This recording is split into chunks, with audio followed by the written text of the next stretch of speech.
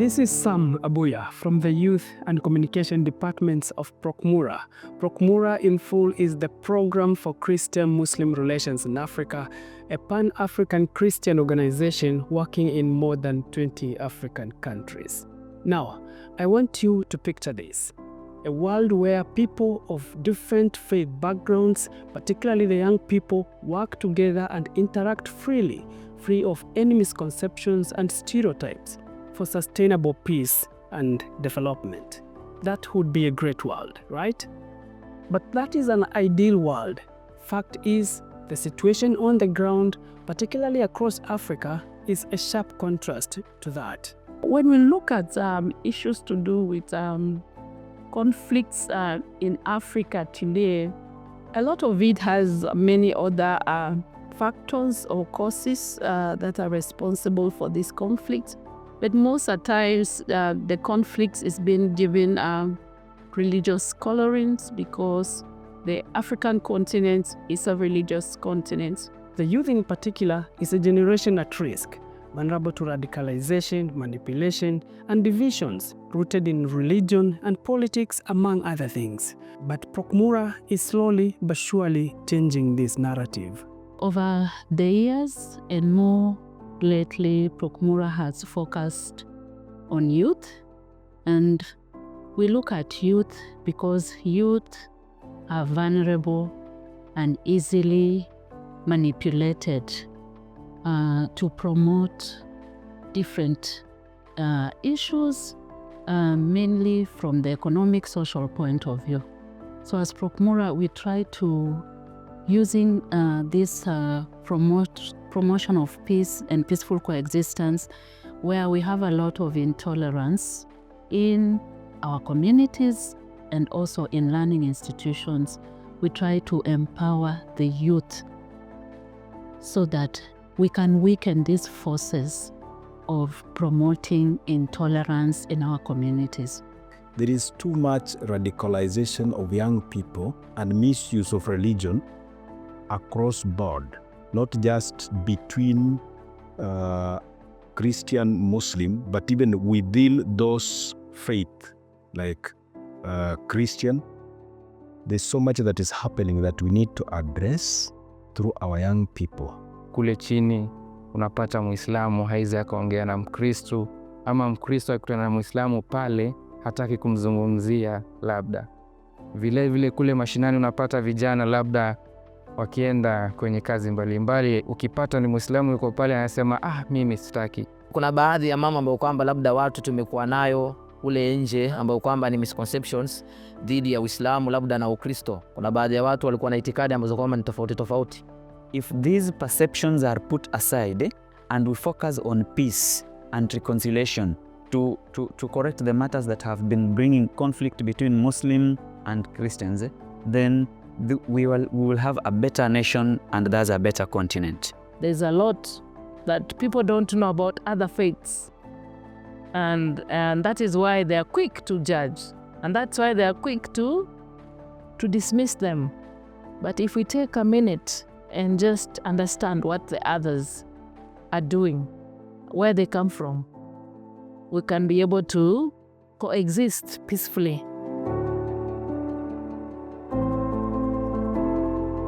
As part of our ongoing efforts to promote religious tolerance and interfaith cooperation among young people across Africa, we recently held a youth training in Kakamega County, Western Kenya, an area that is predominantly Christian but is also home to Muslims and faithfuls of the African traditional religions. We see youth as a good target because they are vulnerable, they are affected, they are easily swayed. And so if they begin to understand why it's important to look and live at peace with the religious other, our society and our communities and our cultures will go through positive change. This is a workshop that is quite timely because it's bringing together people of different disciplines and cultural backgrounds to interrogate the issue of interfaith tolerance and the issue of how we can handle radicalization and extreme and violent extremism. Kwa sababu ya hali ambayo kwamba leo tunaishi ndani yake, imebidi tuwe na seminars kama hizi kwa sababu ya kuwaleta hawa vijana kwa pamoja na kuwazungumzia umuhimu ya dini tofauti tofauti, na wao pia vile vile kuweza kuishi kwa pamoja na kuheshimiana wao kwa wao kupitia dini zao. The training did not only provide a perfect platform for the young people drawn from different churches, mosques, and CBOs in the region to learn and hear from the best scholars and religious leaders in the house, but it also provided a safe space for them to open up on their past experiences in relating with the religious other and, of course, learning from one another. This is creating a good platform where people can deal with these issues without the fear of a backlash. You know, religion is a very emotive affair, usually. And if you say something when you're not in a safe space, then you can get a backlash.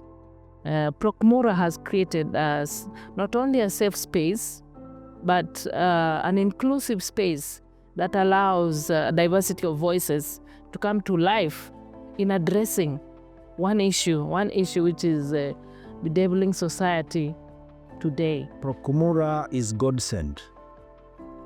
It's time we need a neutral person to help us. You know, you may make a mistake and you may not know you're making a mistake. You need somebody, even if they are not pointing a finger direct at you, but help you think more critically to be able to realize you are the problem. So we need a neutral person like Procmura who are supposed to come and tell us, okay, let's come and think together, reason together, the way the Bible advises. Maybe we have forgotten that part of the Bible where it says we have to come together and reason together. So we need them to come and bring us together and say, okay, on a level of just dialogue and sharing, can we try to talk about these issues? And in that way, they will have to come up. Some of them, I'll realize it is me the problem, and they say, oh no, and then I need to change. And that way I'll be helping. So we need a neutral, more neutral person. And the world today, the way it's going, the speed at which it is going, we need a moderator. And for me, I look at it as, okay, then Procmura and other maybe organizations are coming in as moderators, because all of us may be going to the extreme. We need somebody to bring us a little bit, okay, slow down, little bit, slow down. When we bring the youth from across our faith backgrounds as Christians and Muslims together through a workshop, then we begin to have conversation with them and realize that they still have with them historical prejudices that they have carried on from maybe childhood or from their different communities.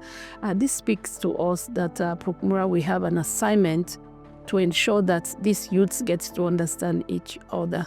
By the time we are ending such a workshop and they are able to confess their understanding about each other, then we see that some of these prejudices and stereotypes have been addressed. And this gives us hope and faith that the future is bright, because when they go out there knowing that they are all created in the image of God and that humanity is very important, then they are going to pass down this understanding to the rest of the youth in the communities and other maybe learning institutions. Katika workshop hii kwa kweli imekuwa ni workshop yenye faida kubwa na yenye mafunzo makubwa sana. Hasatan kuna mafunzo ya kuzileta hawa vijana na dini zote wa dini zote kwa pamoja, kwa kuwazungumzia umuhimu wa kwanza mtu kushikilia dini yake na kuijua na kuisoma na kuielewa, ili atakapoielewa na kujua atakosa kufanya ile mjadala ambao kwamba inaweza ikamtoa kinyume na dini yake na pia ikaleta mtafaruku baina ya watu wengine. Kwa hivyo ni warsha ambao kwamba imekuwa na mafanikio makubwa na imekuwa na kuelimishwa kukubwa sana, na wengi wameweza kupata faida kubwa ambao kwamba walikuwa hawana, Na kwa sababu ya hii warsha, nafikiri kila mtu akiondoka hapa, akirudi nyumbani, atarudi akiwa anajua thamani ya dini yake na pia thamani ya dini ya mwingine. Vijana ambao kwamba nimekutana na wao haswa, nitasema walikuwa na mambo mengi ambao kwamba ni shubuhati ambazo kwamba wamezisikia, lakini sasa wamependa sana hiki kikundi kwa kuwa kimewaelimisha mengi. Wamejifunza kuwa Uislamu katika hali fulani, na wale ambao kama ni Uislamu wakajifunza kuwa Ukristo katika hali fulani, na wao wako tayari kuzidi kuwaita watu katika kuendeleza hii amani au kuendeleza hili kangamano, angalau kaendelee kuzidi kuwaita na wengine ambao kwamba wako kule nje ili kuendeleza upendo. Kwa hivyo kila mmoja ambao kwamba tumekutana naye hapa amejifunza jambo moja au mbili kwa ajili ya kuendeleza upendo. Kwa hivyo kila mtu amependa ili kongamana, na yote ambao kwamba yuko kule nje pia najua haya mambo ambayo kwamba tumejifunza hapa yatafikia. Ninapotoka hapa nikirudi huko nyumbani, ninaenda kufunza pia wenzangu wakeze kuelewa jinsi watakavyohusiana na Waislamu, juu wao watakapotoka manyumbani wakienda tuseme kazini ama wakienda huko nje, tuseme kama ni Wakristo watapatana na Waislamu.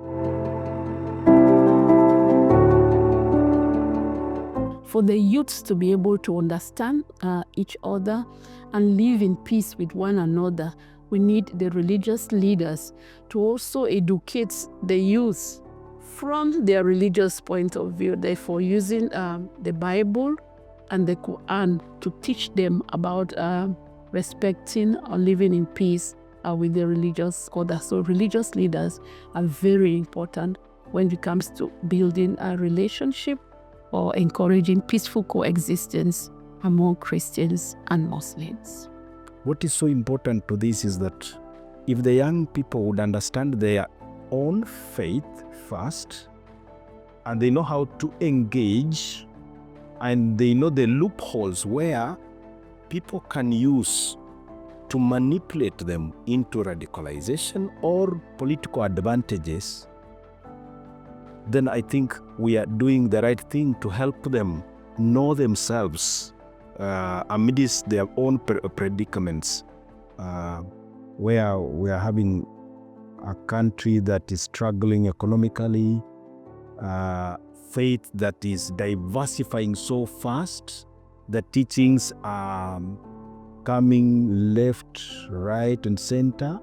We can't establish what is true and what is false. It is good for them to encourage them, one, to understand their own faith, and then two, to know how to engage with the other faith to prevent combative missionary approaches, which I call personally, okay, that is a term I've just coined, combative missionary approaches, where we think I'm right, they are wrong. They could be right in their own sense, but we are looking for a way of ministering without creating conflicts.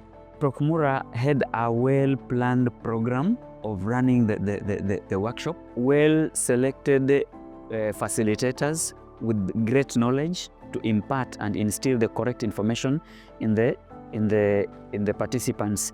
And I'm sure as at now, most of them said they really gained and they are grateful for the workshop. Kitu kama COVID-19 tukiangalia 2020 wakati ilikuja haikubagua kabila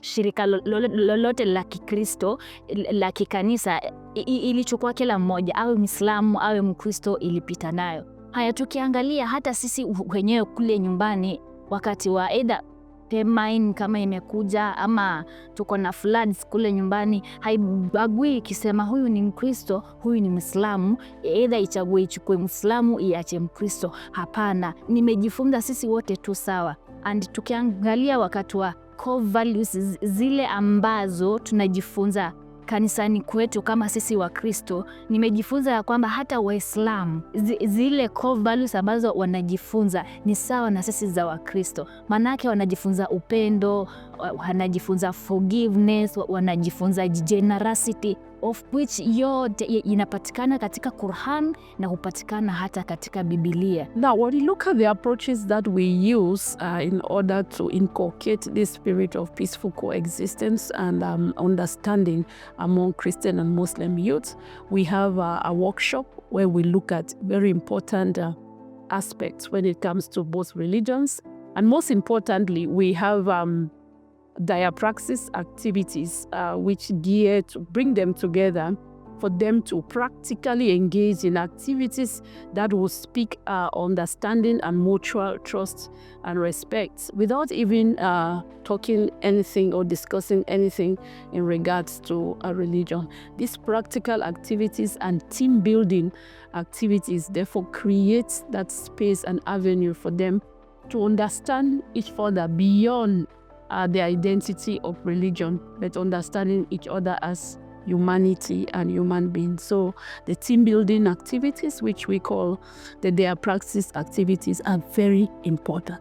Jambo ambalo kwamba la msingi ambalo kwamba nimejifunza ni masala ya tolerance and acceptance.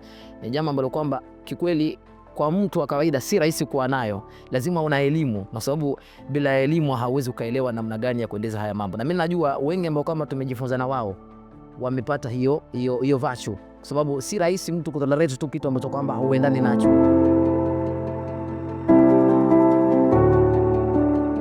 Prokmura, through the Youth and Interreligious Cooperation Program, is raising a community of young people, ambassadors of peace and peaceful coexistence across Africa, a people who strongly believe in diversity, not as a threat, but as a strength in addressing issues affecting them in the spirit of building cohesive and inclusive communities. And from here at the Prokmura Media Center, on behalf of the entire Prokmura family, would really want to take this opportunity to sincerely thank all our partners who have worked with us and continue to work with us in this journey. God bless you. God bless Africa.